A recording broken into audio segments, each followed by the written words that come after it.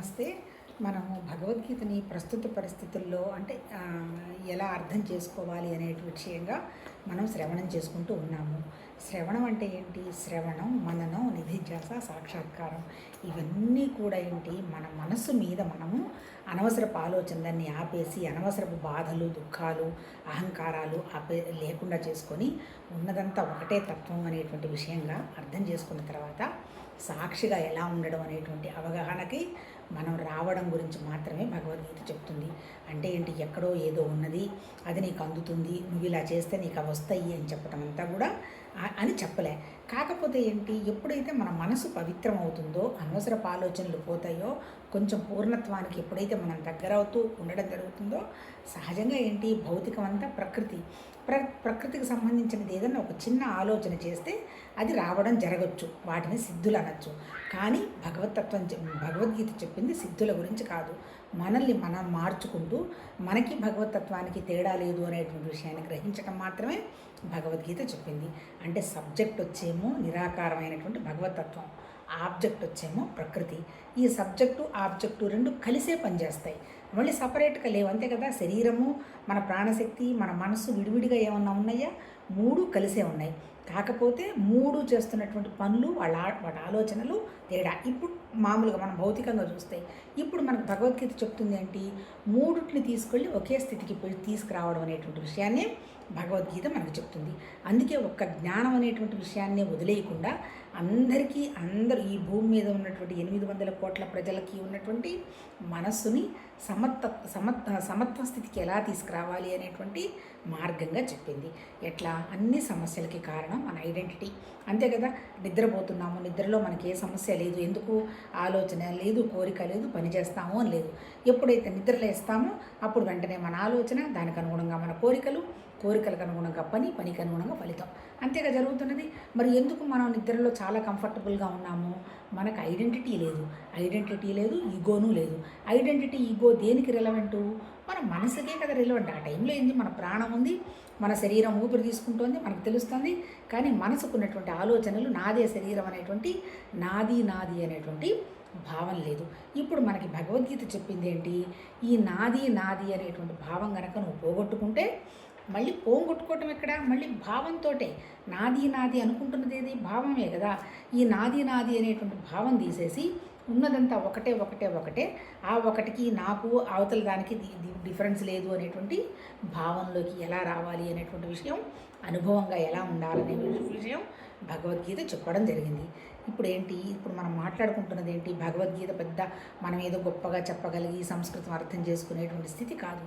కాకపోతే మనమేమనుకుంటాము అంటే just nothing but సత్సంగం అంటే ఏంటి? సత్తుకు సంబంధించినంతసేపు కొంచెంసేపు వినడము, కొంచెంసేపు చదువుకోవడము, కొంచెంసేపు దాని గురించి మాట్లాడడం. అంటే ఏంటి? మనసు మాట చేత దాని మీద నిలబెట్టగలిగినటువంటి పరిస్థితి ఉండడం అనమాట. ఎప్పుడు ఉంటాము? మనం ఆ సత్తు కావాలి అనేటువంటి శ్రద్ధావాన్ లభతే జ్ఞానం.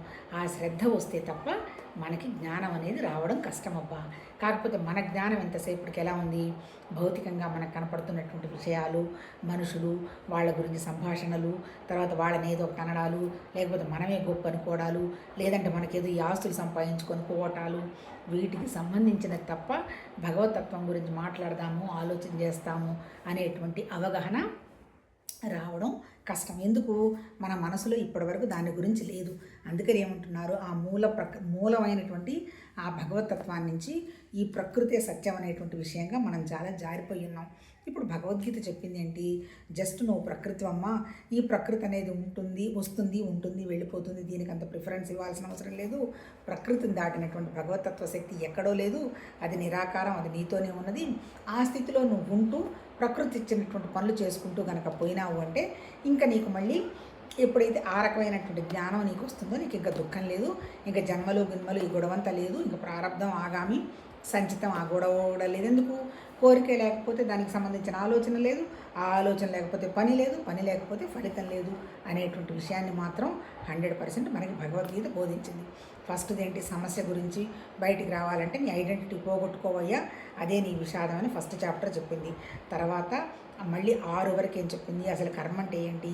అంటే శరీరం ద్వారా చేసేదే కదా మనం కర్మ. ఎందుకు చేస్తున్నాము? మనసులో ఉన్నటువంటి ఇచ్ఛతోటి, అంటే అది జ్ఞానశక్తి, అంటే క్రియాశక్తి, జ్ఞానశక్తి, ఇచ్ఛాశక్తి. ఈ ఈ జ్ఞానము ఇచ్ఛ, జ్ఞానము క్రియ కలిసి ఇచ్ఛ కోసం పనిచేస్తున్నట్టు అనమాట. అంటే మూడు ఎక్కడున్నాయి? మూడు సపరేట్గా లేవు, మనతోనే ఉన్నది. నిజంగా మనం చేసే పని ఎప్పుడు నిద్ర లేచిన తర్వాత చేసేది, కానీ నిద్రలోనూ తర్వాత మనం పనిచేస్తున్నప్పుడు మనకు వస్తున్నట్టు ఆలోచనలప్పుడు కూడా మనతో భగవతత్వమే ఉన్నది. కాకపోతే ఆ విషయాన్ని మనం మర్చిపోయినాము. ఆ విషయాన్ని నువ్వు గుర్తు చేసుకోవాలి అంటే 24 గంటలు నీ మనసుని, నీ బుద్ధిని, కంప్లీట్గా నీ అంతఃకరణాన్ని మొత్తం భగవతత్వం మీద పెట్టు. అదే వృత్తితోటి కనుక నువ్వు అన్ని పనులు చేసుకుంటూ పోయినావు అంటే నీకు ఎలాంటి నష్టము లేదు, ఎలాంటి ఫలము అంటే ఏంటి, లాభ నష్టాలు లేనటువంటి పని నీ ద్వారా జరుగుతూ ఉంటుంది. అది భగవతత్వం అనేటువంటి విషయం చెప్తూ కర్మయోగం చెయ్యి. కర్మయోగం అంటే ఏం లేదు, నీకు ఇచ్చినటువంటి పనిని భగవతత్వ పని కనుక చేసుకుంటూ పోతే ఏమొస్తుంది అంటే నీ బుద్ధికి నిశ్చలత వస్తుంది అంటాడు. మళ్ళీ రెండోది ఏంటి, యోగం చెప్తాడు. యోగం ఎక్కడ చేస్తావు? మనసు మీద పని చేసుకుంటావు. మనసును ఇబ్బంది పెడుతున్నది ఏంటి? ఇంద్రియాలు. ఈ ఇంద్రియాలను రెగ్యులేట్ చేసి మనసును వాటికి వీటికి కనుక తిప్పకపోతే మనసు ఒకే దాని మీద నిలబడేటువంటి స్థితి వస్తుంది. అది రాజయోగం, ధ్యానం, వాటెవర్ ఇట్ మే బి యోగం. నాలుగోది ఏంటి, ఎప్పుడైతే నీకు మనసు నిశ్చలమైందో కర్మయోగం వల్ల, రాజయోగం వల్ల, అప్పుడు నీ మనసు ఏంటి, ఏదో సంథింగ్ ఉన్నది అనేటువంటి దాని మీద నిలబడుతుంది. అదే భగవతత్వం, అదే అనన్య భక్తి. ఈ మూడు ఒకటే. మళ్ళీ ఈ మూడు జరుగుతున్నది ఎక్కడ? మనసు మీదనే. లాస్ట్లోది ఏం చెప్తున్నాడు? జ్ఞానయోగం. ఇప్పుడు మనం మాట్లాడుకుంటున్నది ఏంటి? 13వ చాప్టర్ క్షేత్రజ్ఞ విభాగం గురించి మాట్లాడుకుంటున్నాం. క్షేత్రజ్ఞ విభాగంతో మొదలుపెట్టి 18 వరకు జ్ఞానం గురించే చెప్తాడు. మళ్ళీ అల్టిమేట్గా అర్థం చేసుకుంటే ఈ 18 చాప్టర్లు చెప్పింది, ఈ 4 యోగాలు చెప్పింది అల్టిమేట్ జ్ఞానం గురించి. ఏంటి జ్ఞానం? సబ్జెక్టు. ఏంటి సబ్జెక్టు? నిరాకారమైనటువంటి భగవతత్వంలో నుంచి, ఒక శక్తిలో నుంచి ప్రకృతి, అష్టప్రకృతి అంతా వ్యక్తమైంది. దాంతోపాటు జీవ చైతన్యం కూడా వ్యక్తమైంది. ప్రకృతి అనేది వస్తుంది, ఉంటుంది, వెళుతుంది, మారిపోతూ ఉంటుంది. ఉన్న ఒకే ఒక సబ్జెక్టుకు సంబంధించిన విషయం నిరాకారం అయితే మారదు అనేటువంటి విషయాన్ని చెప్పి, కాకపోతే ఏంటి, నువ్వు ఆ నిరాకారమైనటువంటి స్థితికి నువ్వు వెళ్ళాలి అంటే ఈ ప్రకృతిని దాటుకుంటూ వెళ్ళాల్సిందేను. అంతే కదా. ప్రకృతి అంటే శరీరం ఉంది, ఆలోచనలు ఉన్నాయి, ఆ తర్వాత కోరికలు ఉన్నాయి, ఇవన్నీ ఉన్నాయి కదా, ఇవన్నీ ప్రకృతే కదా. అందుకని ఈ ప్రకృతిని దాటుకునే విధానం గురించే భగవద్గీత మనకి చెప్పింది. అంటే ఇప్పుడు ఇక్కడ చెప్పింది ఏంటి? జ్ఞాన రూపంలో చెప్పింది. ప్రకృతే కాబట్టి నువ్వు ప్రకృతి స్థితిని వ్యక్తం చేస్తూ తర్వాత భగవతత్వ స్థితిలో ఉండు అని చెప్పారు. ఇక్కడ ఇంకొక విషయం మాట్లాడుకుందాం. అసలు ప్రకృతి అంటే ఏంటి? పంచభూతాలు. ఏంటవి? భూమి, నేల, నీళ్లు, అగ్ని, వాయువు, ఆకాశం, పంచభూతాలు. వాటికి 5 లక్షణాలు ఉన్నాయి. ఏమున్నాయి? ఆకాశానికి శబ్దము, తర్వాత గాలికేమో స్పర్శ, అగ్నికేమో శబ్దస్పర్శ, రూపలక్షణము, తర్వాత 4 నీళ్ళకేమో శబ్దస్పర్శ, రసం అంటే రుచికి చూసే లక్షణం, తర్వాత భూమికేమో గంధం, వాసన లక్షణం. అంటే ఈ శబ్దస్పర్శ రూప లక్షణాలతో తయారైందే ఈ పంచభూతాలు. మరి ఈ పంచభూతాలకు ఉన్నటువంటి లక్షణాలు ఎవరికి తెలుస్తున్నాయి? మనసు, బుద్ధి, అహంకారం అన్నాడు. అవి కూడా జడమే. అంటే జడం అంటే అర్థం ఏంటి? ఇప్పుడు నేను మనసు తెగ ఆలోచించింది, దానికి ఏమైనా సమస్య ఉన్నదా? మనసుకి ఏమన్నా ఇబ్బంది కలిగిందా? ఏమీ కలగదు. అట్లాగే బుద్ధి అది చేయొద్దని ఒక అనవసరమైన పని కూడా సజెస్ట్ చేస్తుంది. బుద్ధికి ఏమన్నా మార్పు పడిందా? ఏం పడలేదు. అహంకారం అంటే ఇప్పుడు మనం ఇవన్నీ పడేది ఎక్కడ? మనసు, బుద్ధి, అహంకారం, వీటన్నిటికీ కూడా ఏమి టెన్షన్ లేదు. మరి టెన్షన్ అంతా ఎవరికి? జీవ చైతన్యానికి టెన్షన్. ఆ జీవ చైతన్యాన్నే జీవత్వం అన్నారు. మళ్ళీ చైతన్యం అంటే శక్తి. నేనే జీవుణ్ణి అనుకున్నప్పుడు జీవత్వానికి సంబంధించిన ఆలోచనలు వస్తాయి. అల్టిమేట్ ఇప్పుడు ఇక్కడ చెప్పింది ఏంటి? నువ్వు జీవత్వం కాదు, నువ్వు భగవతత్వమే అన్నాడు. కానీ మన ఇబ్బంది పెడుతున్నది ఎవరు? ఈ జీవత్వానికి, ఈ ప్రకృతికి మధ్యలో ఉన్నది ఎవరు? మనస్సు. ఈ మనసు అంటే ఏంటి? నేనే శరీరం, నేనే జీవత్వం అనుకుంటే ఈ లిమిటెడ్గా ఉంటూ నాకు అది ఇవ్వు, ఇది ఇవ్వు, నన్ను రక్షించు, దేవా భూత అనుకుంటూ కళ్ళనీళ్ళు పెట్టుకుంటూ నేను బలహీనుణ్ణి అనేటువంటి భావంతో జీవత్వం ఉంటుంది. భగవద్గీత ఏం చెప్తుంది? నువ్వు బలహీనుడు కాదు, అసలు నువ్వు జీవుడివే కాదు. ఈ అనుభవాలన్నీ కూడా భగవతత్వానివే. భగవతత్వం ఈ అనుభవం ఎట్లా ఉంటుందనేటువంటి ఆలోచన చేసి ప్రతి సృష్టిలో వచ్చింది. కాకపోతే దానికి గుణాలు లేవు కాబట్టి, సత్వతమ రజోగుణాలు లేవు, శరీరం లేదు కాబట్టి ఆ అనుభవం అనేది పరమాత్మ తత్వానికి ఏమి అంటదు. ఎందుకు? నిరాకారం కదా. మరి అంటించుకుంటుంది ఎవరు? మనసుకి ఏమైనా అంటుతుందా? మనసుకి ఏమైనా జబ్బులు వస్తున్నాయి? ఏమీ లేదు. అట్లాగే ప్రాణం ఏమైనా అంటించుకుంటుందా? దానికి లేదు. అంటించుకుంటున్నదంతా ఎవరు? ఈ శరీరమే నాది అనేటువంటి జీవుడు అంటించుకుంటున్నాడు. నిజంగా చెప్పాలంటే భగవద్గీతలో ఏం చెప్తున్నాడు? అసలు జీవుడు కూడా లేడంటున్నాడు. ఉన్నదంతా ఒకటే తత్వం అయినప్పుడు ఈ జీవుడు ఎక్కడి నుంచి వచ్చాడు? జీవుడు జీవుడు నేనేనేటువంటి విషయాన్ని అజ్ఞానం వల్ల మనం నెత్తినేసుకున్నాం అని అంటాం. ఇంకొక విషయం ఇవాళ ఎందుకు ఒక థాట్ వచ్చిందబ్బా. ఇప్పుడు మనం మన వాళ్ళు ఏం చెప్పారు, పూజా విధానం పెట్టారు. నిన్నెవరో ఒకటి చెప్పారనుకుంటున్నాను, అన్ని సంస్థల వాళ్ళు అసలు దేవాలయాలకు పోవద్దని చెప్తున్నారు అన్నట్టు అయితే చెప్పాడు. ఎప్పుడు వచ్చాయి అసలు ఈ దేవాలయాల విషయం? భగవద్గీతలో ఏం చెప్పలే. కాకపోతే మన ఋషులు ఏం చేశారు, మనందరికీ అందాలి కదా. నువ్వు కళ్ళు మూసుకొని కూర్చో, నువ్వు నిరాకారం, నువ్వు ధ్యాన స్థితిలో ఉంటూ, నువ్వు జ్యోతివేను, నువ్వే ఆ వెలుగును, ఆ పరమాత్మతత్వమైనటువంటి వెలుగు, అది ఒక పరమాత్మతత్వం, అది రిఫ్లెక్ట్ అయింది. నువ్వు చిదాభాసుడివి. చిదాభాసుడు అంటే ఏంటి? దాని యొక్క శక్తిని పట్టుకున్నవాడివి. ఆ భాషలో అసలు నిజంగా నువ్వు లేవు, ఉన్నదంతా అదేను, కాకపోతే నేనే అది అనుకుంటున్నావు అనేటువంటి విషయం చెబితే ఏమన్నా అర్థమవుతుందా? అర్థం కాదు. కాబట్టి అందుకని వాళ్ళు ఏం చేశారంటే ప్రకృతి పూజతోనే మొదలుపెట్టారబ్బా. ఒక్కసారి ఆలోచన చేయండి. ఇప్పుడు మన ఇంటి పూజ తీసి పక్కన పెడదాం, మనం గుడికి వెళ్తాము. గుడిని ఏ ఆకారంలో కడతారు? గుడిని ఒక మనిషి ఎలా ఆకారం ఉందో లోపల ఒక గర్భగుడి ఉంటుంది. లోపల గర్భగుడి అంటే ఒక మనసు అనుకుంటాం. ఆ విగ్రహం ఎవరు? విగ్రహం అంటే భూతత్వం, ఒక భూమితత్వం అనుకుందాం. ఆ విగ్రహానికి ఏం పెడుతున్నాము? ఆ విగ్రహాన్ని నీటితోటి శుద్ధి చేస్తున్నాం, అంతే కదా. ఏ పూజ చేసినా నీళ్లు చాలా ముఖ్యం, అగ్ని ముఖ్యం, తర్వాత వాయువు ముఖ్యం, గంట ముఖ్యం. ఇవన్నీ కూడా ఏంటి? ఆకాశం, మన పంచభూతాల యొక్క తత్వాలే. సో ఇప్పుడు మనం విగ్రహాన్ని ఏం చేస్తున్నాము? విగ్రహానికి ఒకళ్ళు ఇద్దరు భార్యలు పెడుతున్నారన్నాం కదా. ఎవరు వాళ్ళు? శుద్ధి బుద్ధి. అంటే శుద్ధి బుద్ధి అంటే ఏంటి? ఈ చైతన్యానికి, ఈ భగవతత్వ చైతన్యానికి ప్రకృతి పక్కన ఉంది కదా మాయ. అందుకని ఆ మాయాశక్తిని కూర్చోబెట్టారు. కూర్చోబెట్టిన తర్వాత పూజ ఎట్లా చేస్తున్నారు? ముందు శుద్ధి చేస్తారు, అంటే నీళ్లతో కడుగుతారు, పాలతో కడుగుతారు, ఏదేదో చేస్తారు. చేసిన తర్వాత ఏం చేస్తారు? అగరవత్తులు వెలిగిస్తారు. అగ్నితత్వం అంటే ఏంటి? అగ్ని అనమాట. అగ్ని అంటే ఏంటి? దహించుకొని పోయేది, మన అహం దహించుకోవటానికి. అట్లాగే నీళ్ళు ఏంటి? మనం శుద్ధి కావడానికి. ఆ తర్వాత నాలుగోది ఏంటి? హృదయతత్వం వచ్చేటప్పటికే గాలి, వాయువు కదా. అందుకని అగరవత్తులు వెలిగిస్తారు. అంటే మంచి గంధం అనండి, లేకపోతే ఏమంటారు పచ్చకర్పూరాలు అవన్నీ ఉంటాయి కదా, అవన్నీ కూడా మంచి స్మెల్. అంటే ఏంటి? వాయుతత్వం అనమాట. అది అయిపోయిన తర్వాత లాస్ట్లో ఆకాశతత్వం గంట వాయిస్తారు. వాయించిన తర్వాత ఏం చెప్తారో తెలుసు కదా మీకు? ఆత్మ నమస్కారం చేసుకోండి అంటారు. ఆత్మ నమస్కారం అంటే మన చుట్టూనే మనం తిరుగుతాం, అంటే ఆత్మ మన దగ్గరే ఉంది. ఇప్పుడు చెప్పింది ఎన్ని వరకు చేశారు ఇక్కడ పూజలు? అష్ట ప్రకృతికే పూజ చేశారు. ఎట్లా? పంచభూతాలకు పూజ చేశారు, మనసు బుద్ధికి పూజ చేశారు, దాంతోపాటు మనతో ఉన్నటువంటి జీవ చైతన్యానికి పూజ చేశారు. ఆత్మ ప్రదక్షిణం అంటే ఏంటి? ఇదే కదా. అంటే ఇక్కడ చెప్పింది ఏంటి? మొట్టమొదటి అష్టప్రకృతుల పూజతోనే మొదలుపెట్టారు. అట్లన్నా అర్థం చేసుకుంటారని, అంతే కదా. ఇప్పుడు మనకి ఎలా అర్థమైంది, ఎలా ఊహిస్తున్నాం అంటే ఏంటి? వాటిని మనం కొంచెం మన బుద్ధి అప్లై చేసినప్పుడు అసలు ఎందుకు చేస్తున్నాడు ఇది మనకు కూడా చాలా సంవత్సరాలు తెలియదు. మొన్నెప్పుడు ఏదో ఒక పూజలో తీవ్రంగా కూర్చున్నప్పుడు తెలిసింది. అట్లాగే యజ్ఞం చేస్తారు. యజ్ఞంలో కూడా ఏంది? మమ అంటే నాది అని అర్థం. మమ స్వహ అంటారు. అంటే ఏంటి? నా శరీరం స్వహ, నా పేరు స్వహ, నా తర్వాత నా ఇంటి పేరు స్వహ, తర్వాత నేను తగిలించుకున్నటువంటి నక్షత్రం స్వహ, ఏదన్నా చూడండి స్వహ అంటారు. అంటే అర్థం ఏంటి? ఈ ప్రకృతితో తయారైనటువంటి ఈ అహంకారాన్ని మనం వదిలిచ్చేసుకోవడం అనేది ఆధ్యాత్మిక సాధన. కాకపోతే మనమేమనుకుంటున్నాం, ఆధ్యాత్మిక సాధన అంటే ఏదో మెడిటేషన్ వద్దనడలం. మెడిటేషన్ ఎక్కడ చేస్తున్నాం? భగవద్గీత చెప్పినట్టు మన బుద్ధిని శుద్ధి చేసుకోవడానికే. మెడిటేషన్ బుద్ధిని శుద్ధి చేసుకోవడానికి. జస్ట్ ఇవన్నీ మార్గాలు. పూజ చేసిన బుద్ధి శుద్ధి చేసుకోవడానికి, అట్లాగే మనం ఏదైనా దానం చేసిన బుద్ధి శుద్ధి చేసుకోవడానికి, ఆ తర్వాత అట్లాగే సేవ చేసిన బుద్ధి శుద్ధి చేసుకోవడానికి, అట్లాగే కర్మ అన్నీ మన బుద్ధి శుద్ధి అయిన తర్వాత సత్యం ఏంటి అసత్యం ఏంటి అనేటువంటి విషయంగా మన బుద్ధినే ఉపయోగించాలని చెప్పింది. ఇప్పుడు మనం ఏం మాట్లాడుకుంటున్నాము? భగవద్గీతలో క్షేత్రజ్ఞ యోగం మాట్లాడుకుంటున్నాం. క్షేత్రం అంటే ఏం చెప్పాడు? ఈ పంచభూతాలతో తయారైంది అయ్యా, అది క్షేత్రము. ఈ క్షేత్రంలో ఇంకేమున్నాయి? అష్టప్రకృతులు చెప్పాడు కదా, 24 తత్వాలతో ఉన్నాయి. వాటితో పాటు ఇంకా ఏముంది? సుఖము, దుఃఖము, లాభము, నష్టము, పుణ్యము, పాపము, స్థూల శరీరం, చైతన్యం, ధృతి, ఇవన్నీ శరీరం నీ క్షేత్రంలో ఉన్నాయి. కాకపోతే నీ క్షేత్రజ్ఞత అంటే, క్షేత్రం అంటే ఆబ్జెక్టు ప్రకృతి. మరి క్షేత్రజ్ఞుడు ఎవడు? జీవ చైతన్యం, భగవతత్వం, అంతే కదా. పరమాత్మతత్వమే అనుభవం కోసం వచ్చి పడింది అన్నాడు. కాకపోతే ఈ పరమాత్మతత్వం ఏం చేసింది?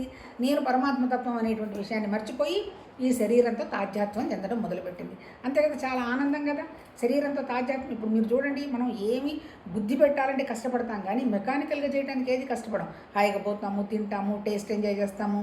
ఆ తర్వాత ఏదైనా మళ్ళీ పూజ అంటే ఏదో ఒక పండో పాలో పెట్టి ఒక దగ్గర విగ్రహం పెట్టి అట్ట గంట కొట్టేస్తాము, ఇవన్నీ అయిపోతాయి. కాకపోతే ఏదైనా ఒక సబ్జెక్టు పెట్టుకోమ్మా, దీనికి దానికి అప్లై చేసి స్టూడెంట్ ఎంతమంది మనం పెట్టగలుగుతాం? మనసు పెట్టలేము, కష్టం. ఎందుకంటే ఎక్కడో మూల ప్రకృతి భగవతత్వంలో ఉన్నటువంటి మనం ఎన్నో యోజనాలు దూరం వచ్చేసాం. మళ్ళీ ఇక్కడేం చెప్తున్నాడు? నువ్వు ఎంతో దూరం వచ్చినా నీ దగ్గరే ఉందంటున్నాడు. ఎందుకు? నువ్వే అది కదా. కాకపోతే ఎప్పుడు వస్తుంది నీకు, నీ దృష్టి మార్చుకున్న సెకండ్లో నువ్వు భగవతత్వం అనేటువంటి విషయం నీకు తెలుస్తుంది. చేయాల్సింది ఏంటి, మన విజన్ మార్చుకోవడం, అంటే నాది నాది అనేటువంటి దాంట్లో నుంచి బయటపడటం. అందుకనే పంచభూతాలకి సంబంధించిన పూజలే చెప్పారు. భూమితత్వం ఉంది నీలో, భూమితత్వం అంటే గట్టిగా ఉంటావు, గట్టితనాన్ని వదిలేసుకో, ఉదారత్వం పెంచుకో, ఎక్కడ మనసులోనే, మళ్ళీ శరీరంలో కాదు. మళ్ళీ రెండోది నీటి తత్వం, ఊరికే పరుగులు పెడుతూ ఉంటాం, లేదు దాన్ని డిసిప్లిన్ చెయ్యి, తీసుకొచ్చి ఏది మంచి ఏది చెడు అని కాదు పట్టు. రెండోది, మూడోది వచ్చి నీ అగ్నితత్వం దహించుకొని పోతూ ఉంటుంది, ఒక చోట ఆగదు. అందుకని దాన్ని కూడా ఏంచి నీలో ఉన్నటువంటి అహాన్ని దహించిన తర్వాత నీకు భగవతత్వానికి తేడా లేదనేటువంటి విషయం కొంచెం అవగాహన చేసుకుంటావు. ఎప్పుడైతే అవగాహన చేసుకుంటామో, మరి తెలుసుకున్నది ఎలా వదిలిపెడతామా? ఇప్పుడు ఒకటి నేర్చుకున్నాం, మనం చెప్పకుండా ఉంటామా? ఉండలేము. అందుకని ఏం చేస్తాం, ఇక్కడ అనుభవం ఉన్నది నా దగ్గరే ఉందనేటువంటి విషయం తెలుస్తుంది. కానీ నేను ఎక్స్పీరియన్స్ చేయాలి, అనుభవానికి ఎలా తెచ్చుకోవాలి? అనుభవానికి తెచ్చుకోవాలంటే నువ్వు తయారు చేసుకున్నట్టు వాటిలో నుంచి నువ్వు బయటపడితే నీ మనసు పద్ధతిగా ప్రశాంతంగా ఉంటుంది. దానికి ఏం చెప్పారు, ఉండాలి అంటే ధ్యానం అనుకుందాం. ధ్యానం అంటే ఏంటి, భగవతత్వం నాలోనే ఉంది అనేటువంటి భావన. కానీ మనం కళ్ళు మూసుకొని కూర్చున్నది వెంటనే చాలామంది అంటారు ధ్యానం చేయకపోతే ఏం గోలు ఉండదు, కానీ ధ్యానానికి కూర్చున్నామంటే రకరకాల ఆలోచనలు ప్రాణం తినేస్తాయి, బోలెడు ఆలోచనలు వస్తాయి. ఇప్పుడు చేయాల్సింది ఏంది, ఇక్కడ నీకు ఒకళ్ళు ధ్యానం చేయలేకపోతున్నావు, వదిలే, హాయిగా పోయి పని చేసుకుంటూ ఆ పనిలో కూడా ఏంటి, నీ ఆలోచనల ఫ్రీక్వెన్సీ, బోలెడు ఆలోచనలు వస్తాయి కదా, ఈ ఫ్రీక్వెన్సీ పోవాలి అంటే ఆలోచనకి మధ్య గ్యాప్ పెరగాలి. అందుకనే పాపం మన వాళ్ళు మహానుభావులు, మన ఋషులు జపం చెప్పారు, యంత్రం చెప్పారు, మంత్రం చెప్పారు, తర్వాత తంత్రం చెప్పారు, 4-5-6 విధాలు చెప్పారు. జపం ఏంటి, శరీరంలో కూర్చున్నాం కదా, అందుకని ఏదైనా ఒక మంత్రం పట్టుకొని పూజ చేసుకోమ్మా, ఇవాళ ఇది అమ్మవారికి ఏదో చేసుకో అన్నట్టు చెప్పారు. చెప్పిన తర్వాత ఏంటి, ఒక 10 నిమిషాలు 15 నిమిషాలు దాని మీద ఫోకస్ పెట్టి కూర్చుంటాం. అప్పుడు ఆలోచనల యొక్క ఫ్రీక్వెన్సీ తగ్గుతుంది. టకటకటక అన్ని అనవసరపు ఆలోచనలు చెయ్యం. ఒక ఆలోచన చేయడం, నా దేవుడు పూజ చేస్తున్నాం కదా అని ఆ ఆలోచనలో నుంచి బయటకు వస్తాం. మళ్ళీ 1 నిమిషమో అరసెకం అయిన తర్వాత మళ్ళీ ఆలోచన కంటిన్యూ అవుతుంటుంది. అంటే అర్థం ఏంటి, ఆలోచనకి ఉన్నటువంటి నిశ్శబ్దమే భగవతత్వం. నిరాకారం, నిశ్చలం, నిర్వికల్పం అన్నాడు కదా. ఏంటి నిర్వికల్పం కాకుండా మన ఆపుతున్నది ఏంటి, మన ఆలోచనలు. లోపలికెళ్ళు అంటే ఏంది, లోపలికెళ్ళి తవ్వేది ఏమి లేదు అక్కడ. నీ ఆలోచనలను నువ్వు గ్రహించుకొని, అనవసరపు ఆలోచనలు వస్తున్నాయి, ఫ్రీక్వెన్సీ ఎక్కువైపోయింది నా ఆలోచనలకు అనేటువంటి విషయం గ్రహించి ఆలోచనకి దూరం పెంచినప్పుడు నీకు మంచిగా వండర్ఫుల్గా నీకు ఒక రకమైన ఎక్స్పీరియన్స్ వస్తుంది, హ్యాపీగా ఉంటావు. అనవసరం ఆలోచన లేదు కదా, ఇక రియాక్షన్లు ఉండవు. అదే ధ్యానం అంటే ఏంటి, భగవంతుడు మా హృదయంలో వెలుగుతున్న జ్యోతి రూపంలో ఉన్నాడు. ఎక్కడున్నాడు భగవంతుడు, నేనే భగవంతుడు. ఎలా ఉన్నాడు, జ్ఞాన రూపంలో ఉన్నాడు. మరి నేను ఇప్పుడు ఆ జ్ఞానాన్ని డిస్కవరీ చేయాలి కదా. మరి నేను ఇక్కడ డిస్కవరీ చేయాలంటే నేను చేయాల్సింది ఏంటి, ఆ నిశ్శబ్దమే కదా జ్ఞానం అంటే. భగవతత్వం అంటే ఏం చెప్పాడు, నిరాకారం అన్నాడు. ఆ నిరాకారాన్ని నేను డిస్కవరీ చేయాలంటే ఏం చేయాలి, నేను నిరాకారంగా మారాలి, నేను నిశ్శబ్దంగా మారాలి. అందుకని ఏం చెప్పారు మన మహానుభావులు, ఒక జపం, ఒక మంత్రం తీసుకోమ్మా, ఓం నమ శివాయ, లేకపోతే తర్వాత ఓం ఏదో ఒకటి మంత్రం, ఓం సాంబ శివాయ, లేకపోతే ఓం సాయిబాబా, ఓం నమో నారాయణాయ, లేదా ఓం రామ. అంటే ఇక్కడ మంత్రం విషయం కాదు, అక్కడ మనం పట్టుకున్న మంత్రానికి అనుగుణంగా మన ఆలోచనల గ్రావిటీని తగ్గించడం. ఆ మంత్రం ఎట్లా చేయమన్నాడు, మన వాళ్ళు మంత్రం జపాలు చేస్తారు. ఎట్లా చేస్తారు, 108 పూసలు లేకపోతే 108 రుద్రాక్షలు పెట్టుకుంటారు, కూర్చుంటారు చేయడానికి. పొయ్యి మీద గ్యాస్ చూడు, అది వేగింది ఏమొచ్చు, అది కాదబ్బా జపం. 24 గంటలు 24/7 నీ మనసు, బుద్ధి, చిత్తం అన్నీ కూడా దాని మీద ఫోకస్ పెట్టాలి. ఎట్లా పెట్టాలి, మామిడి పండు తింటాము, ఎంత ఎంజాయ్ చేస్తూ తింటాము అలా ఎంజాయ్ చేయాలి. ఇప్పుడు మనం మామిడి పండుని ఎంజాయ్ చేస్తాం, ధ్యానాన్ని కూర్చుంటారు చాలామంది, మొక్కుబడిగా కూర్చుంటారు. ఎప్పుడైతే మనసు సైలెన్స్ అయిందో నిద్రకు అందుకుంటారు. మనసు లక్షణం ఏంది, ఉంటే ఆలోచన చేస్తూ ఉంటుంది, లేదా నిద్రపోతుంది. మనం 8 గంటలు హ్యాపీగా నిద్రపోతున్నాం. ఎందుకు నిద్రపోగలుగుతున్నాం, మనసులో ఆలోచనలు లేకుండా చేసుకున్నాం కాబట్టి. ఇప్పుడు ధ్యానంలో కూడా చాలామంది ఏం చేస్తారు, మనసు నిశ్శబ్దం అయిపోతుంది, ఏం ఆలోచన చేయొద్దన్నారుగా. జ్ఞానేంద్రియాలను కట్టడి చేస్తాము, కర్మేంద్రియాలను కట్టడి చేస్తాము, ఒక చోటు కూర్చుంటాము, ఒక నిశ్శబ్దానికి రావడానికి ప్రయత్నం చేస్తాం. మనసు నిశ్శబ్దంలో ఉండదు, మనకు తెలుస్తున్నప్పుడు అది నిద్రకు అందుకుంటుంది. ఇప్పుడు ధ్యానం అంటే ఏంది, నువ్వు నిద్రకు అందుకోకూడదు. నిద్రపోకుండా నీలో ఏం జరుగుతుంది అనేటువంటి విషయం పరిశీలించాలంటే అర్థం ఏంటి, నీలో ఏదో ఉంది, మట్టి పెళ్ళ వస్తుందని కాదు. నీ ఆలోచనలు ఏం ఆలోచనలు వస్తున్నాయి, ఎందుకు నాకు ఈ ఆలోచనలు వస్తున్నాయి, ఆలోచనలు ఎవరివి, సంబడివి, నేను సోన్సో పేరు, దాని మొహాన ఆలోచనలు వస్తున్నాయి. కానీ ఒరిజినల్గా నువ్వు ఏ స్థితిలో కూర్చుందాం అనుకుంటున్నావు, నోబడి స్టేట్లో కూర్చుంటున్నావు. నోబడికి ఆలోచనలు ఏంటి, అందుకని సంబడి నుంచి అంటే బికమింగ్ నుంచి బీయింగ్లోకి ఉండగలగడమే ఆధ్యాత్మిక సాధన, అదే ధ్యానం. మరి ఆ స్థితిలో ఉండాలి అంటే ఈ బయట ప్రపంచము, బయట మనుషులు, బయట విషయాలు, బయట వాసనలు అవన్నిట్లో నుంచి మనం కొంచెం బయటపడాలి. పడకపోతే అవే ఆలోచనలు వస్తూ ఉంటాయి. ఎప్పుడో చిన్నప్పుడు తిన్న విషయం గుర్తొస్తుంది, 15 నిమిషాల ముందు చదివిన భగవద్గీత మనకు ముక్క కూడా గుర్తుండదు. ఎందుకు గుర్తుండదు? ఫోకస్ దాని మీద ఉంది. ఎప్పుడో చిన్నప్పుడు తిన్న వేరుశనగ ముద్ద సంగతి అప్పుడు మా ఇంటి పక్క వాళ్ళు భలే వేరుశనగ ముద్దలు చేసి ఇచ్చారు, భలే తిన్నామంటాం. మరి చిన్నప్పుడు ఎప్పుడో నువ్వు కూడా అప్పుడు కూడా గుడికో వెళ్ళుంటావు కదా, అవి గుర్తుండవు. ఇప్పుడే 15 నిమిషాలు నాడు పుస్తకం చదివావు కదా, దాని గురించి ఒక ముక్క చెప్పు, అర్థం కాదు. ఎందుకు అర్థం కాదు? ఇదంతా మనసుకి ఫోకస్ లేదు. మనసు ఫోకస్ అంతా ప్రపంచం మీదనే ఉంది. ప్రపంచం మీద నుంచి గనక దృష్టి మరల్చనిదే ఆధ్యాత్మిక సాధన అనేది సాధ్యం కావడం చాలా కష్టం.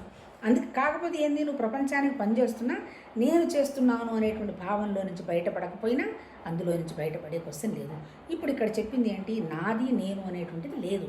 ఉన్నదంతా ఒకటే జ్ఞానం, ఒకటే భగవతత్వం అనేటువంటి విషయానికి రావడమే భగవద్గీత చెప్పింది.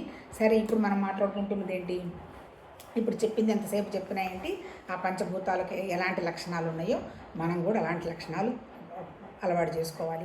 మనసును ఉదారం చేసుకోవాలి. తర్వాత ఎక్కడ మనం కంప్లైంట్లు ఇవ్వకూడదు, ఎవరి దగ్గర నుంచి ఏమీ ఆశించకూడదు, మనకి క్షమించే లక్షణం ఉండాలి.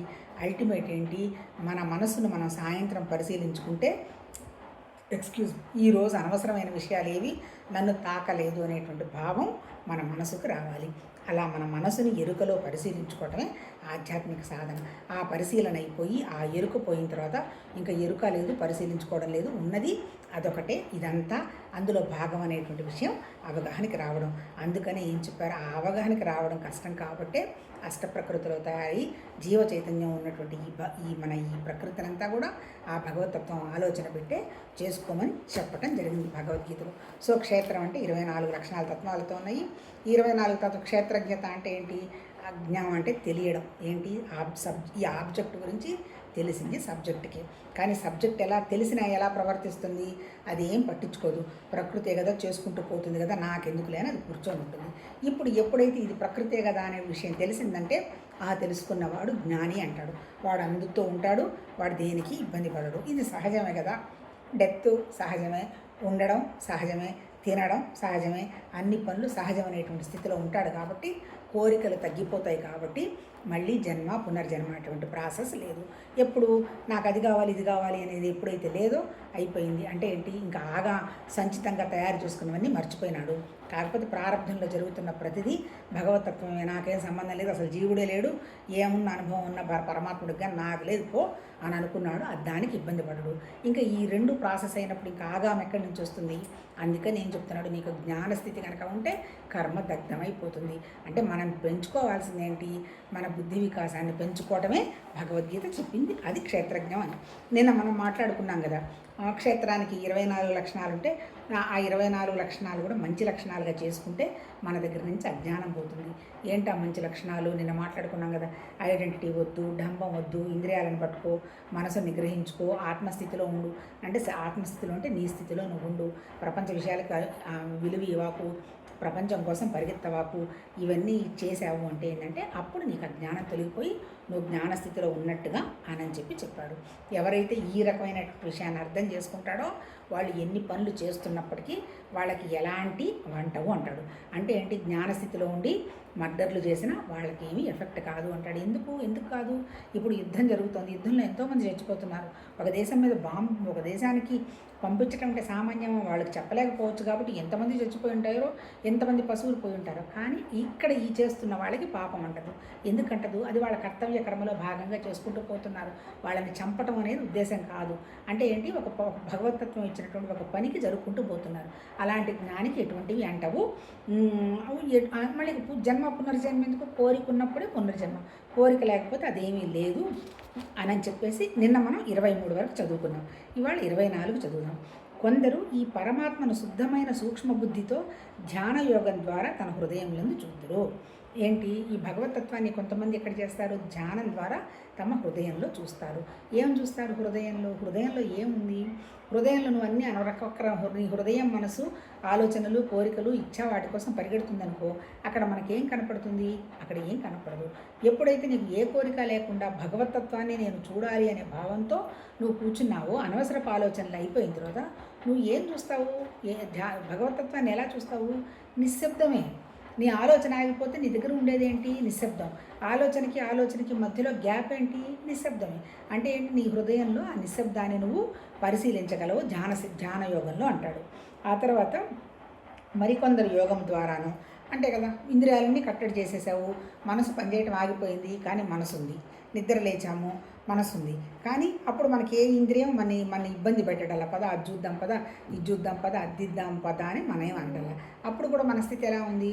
ఏ ఆలోచన లేని స్థితి ఉంది. అంతేగా తిందాం పద అన్నప్పుడు కిచెన్లోకి వెళ్ళి ఏదైనా తినాలి. చూద్దాం ఆ టైం వచ్చినప్పుడు అనుకున్నప్పుడు అక్కడికి పోవు కదా. అప్పుడు ఏ కోరిక లేని స్థితిలో అప్పుడు కూడా ఉంటావు కదా. అప్పుడు కూడా యోగం ద్వారా కూడా అబ్జర్వ్ చేస్తారు పరమాత్మతత్వాన్ని అంటారు. మరికొందరు కర్మయోగం ద్వారా పరమాత్మని దర్శించరు.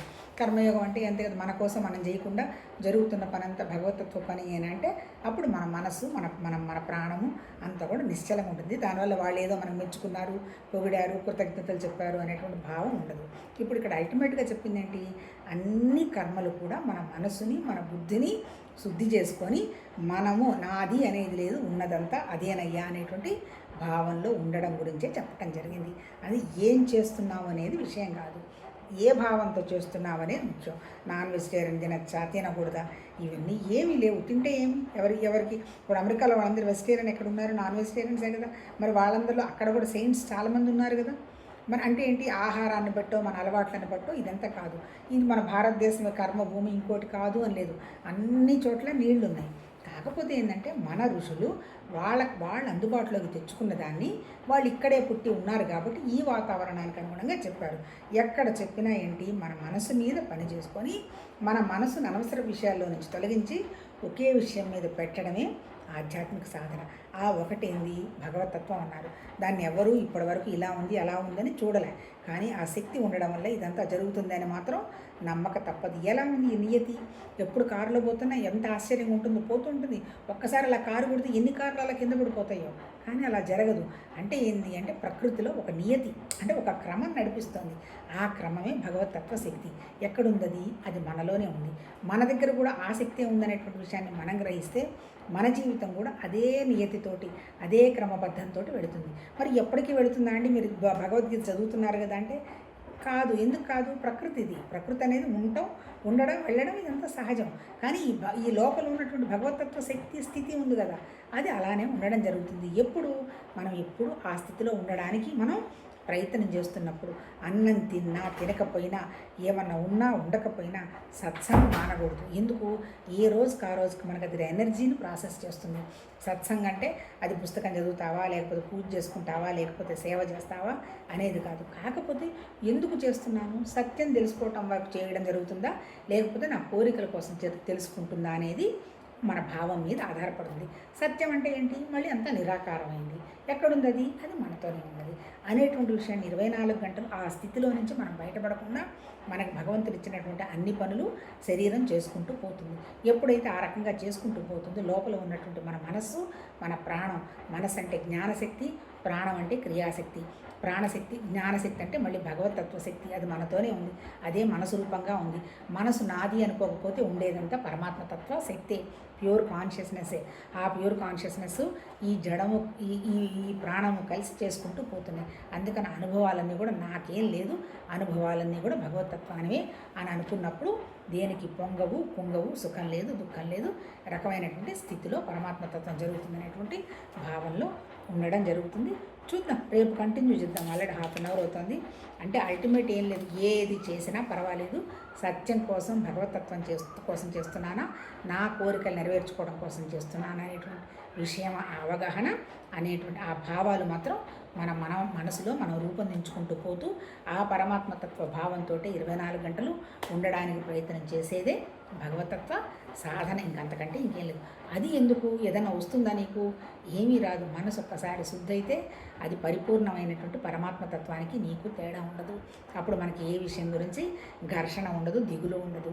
జీవన్ముక్త స్థితి అంటారు, లిబరేషన్ అంటారు, తర్వాత ఫ్రీడమ్ అంటారు. ఎక్కడి నుంచి అక్కడ మనలో నుంచే మనకి ఫ్రీడమ్ వస్తుంది. ఇప్పుడు మనకి ఫ్రీడమ్ లేదు, మనం లిమిటెడ్ ఏరియాలో ఉన్నాం అంతే కదా. ఏం జరుగుతుందో తెలీదు, ఏమవుతుందో, ఇవన్నీ ఘర్షణలే కదా. ఎప్పుడైతే నీకు అసలు సత్యం తెలుస్తుందో మనం మనం మనం మనం సామాన్యం కాదు, మనం భగవతత్వం అనేటువంటి ఫ్రీడమ్ వస్తుంది. అప్పుడు మనం లిబరేట్ అవుతాం. దాన్నే మోక్షముక్తి, జీవన్ముక్తి ఏదన్నా అనుకోవచ్చు. అది వచ్చిన తర్వాత ఇంకా మనకు దుఃఖం ఏముంది? దేనికి దుఃఖం లేదు. ఆ స్థితి కోసమే భగవద్గీత చెప్పడం జరుగుతుంది తప్ప ఆ వేలోనే మనం అర్థం చేసుకోవడం కూడా జరగాలి. భగవద్గీత నిజం చెప్పాలంటే అద్వైతం. అద్వైతం అంటే ఏంటి? ద్వైతం కానిది. మరి ద్వైతం కాని స్థితికి రావాలి అంటే మనం ద్వైతంలో నుంచే మొదలుపెట్టి అద్వైతానికి వెళ్ళాలంతే కదా. పూజ చేస్తున్నామంటే సపరేట్గా విగ్రహం ఉందనే కదా, ధ్యానం చేస్తున్నామంటే లోపలేదో ఇంకోటి ఏదో ఉందనేటువంటి ఆలోచనే కదా. ఇవన్నీ తెలుసుకుని ఇవన్నీ కూడా బికమింగ్. అల్టిమేట్ ఏంటి? నోయింగ్ కాదు, బికమింగ్ కాదు, బీయింగ్ స్టేట్ ఉండాలి. ఆ బీయింగ్ ఎవరు? మనమేననేటువంటిదే ప్రాక్టీస్, అంతకంటే ఇంకేం లేదు. నమస్తే. రేపు కంటిన్యూ